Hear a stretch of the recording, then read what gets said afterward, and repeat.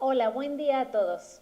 Soy Evangelina Moreno Guido, abogada de profesión, egresada de la Universidad del Valle de México, Campus Lomas Verdes, y estudiante de la maestría en Administración Pública en la misma institución. El día de hoy les voy a presentar a través de este video mi proyecto de investigación, el cual lleva por título La evolución de la violencia, cuyo objetivo es diseñar estrategias que permitan minimizar la violencia en sus diferentes manifestaciones en México.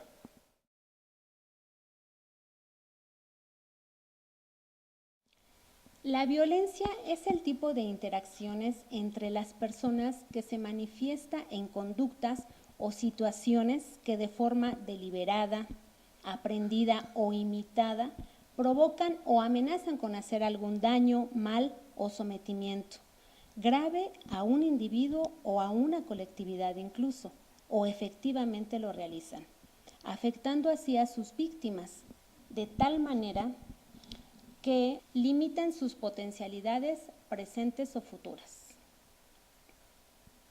Esta violencia puede provocarse a través de acciones o lenguajes, pero también de silencios o inacciones, y es condenada por la ética, la moral y el derecho. Este no es un fenómeno reciente, existe en la Tierra desde la aparición del hombre en ella. Además, ha evolucionado junto con él, tal pareciera que forma parte de su propia transición. La violencia es una práctica lacerante que daña tanto física como sexual o mentalmente a los más vulnerables. Se ha ido transformando y va en aumento. Es por ello que este estudio es importante.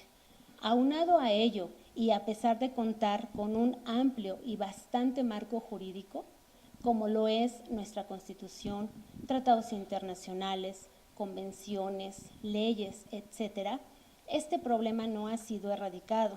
Vaya, ni siquiera hemos podido minimizarlo.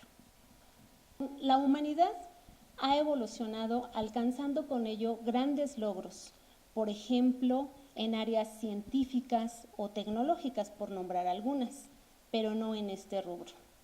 A continuación, vamos a ver una representación de lo que es violencia y sus diferentes formas de vivirla.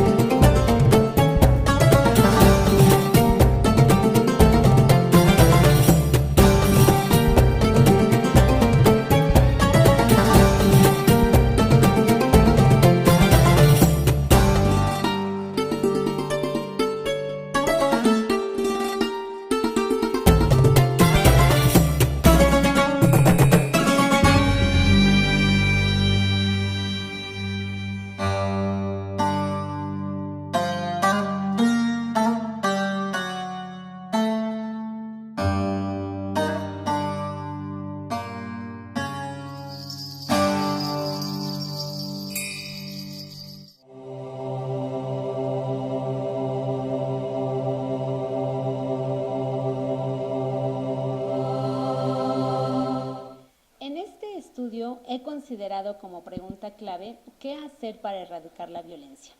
Y aunque este proyecto contempla el estudio tanto de consecuencias como de causas en diferentes ámbitos y formas donde la podemos encontrar, para poder llegar a la respuesta de esta pregunta, por cuestión de tiempo, en este momento solo voy a explicarlo en una área específica, y esa es la violencia hacia los niños.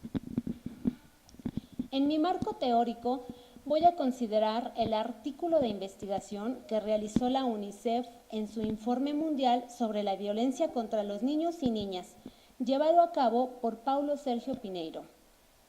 De este informe vamos a llevar a cabo el análisis de los siguientes temas: la Convención sobre los Derechos del Niño y la Violencia, prevalencia de la violencia hacia los niños.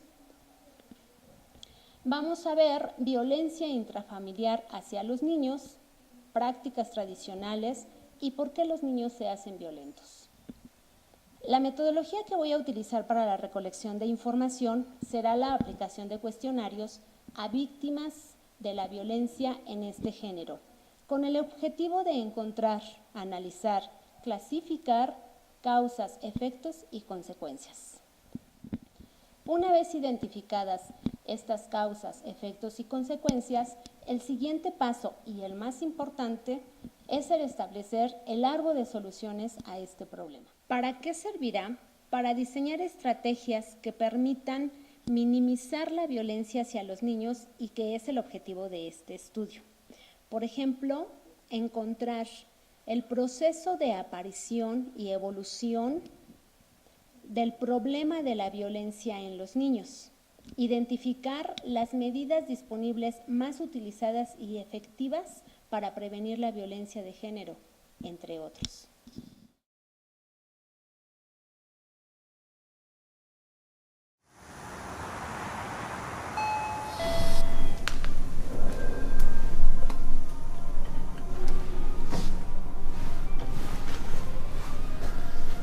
Hey there, kiddo.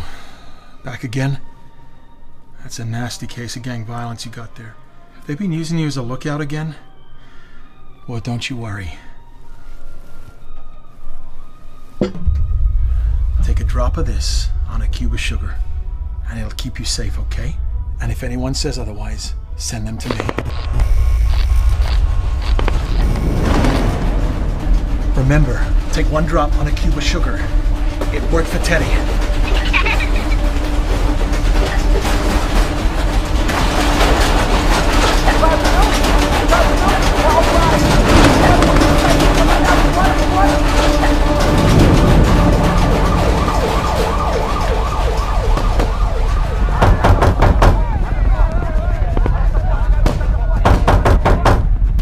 Abre a porta! Abre! Abre, eu tô mandando, vambora! Trabalho tá aí, vambora!